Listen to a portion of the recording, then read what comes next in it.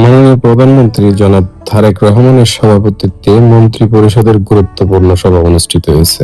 সভায় দেশের চলমান প্রশাসনিক কার্যক্রম, উন্নয়ন প্রকল্পের অগ্রগতি ও সামাজিক, রাজনৈতিক ও অর্থনৈতিক পরিস্থিতি নিয়ে বিস্তারিত আলোচনা হয়।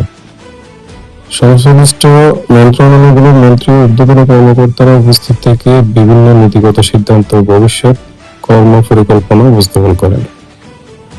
সভায় জনকল্যাণমূলক কার্যক্রম জোরদার করা, উন্নয়ন প্রকল্প দ্রুত বাস্তবায়ন এবং প্রশাসনিক কার্যক্রমে স্বচ্ছতা ও জবাবদিহিতা নিশ্চিত করার বেশি গুরুত্ব আরোপ করা হয়।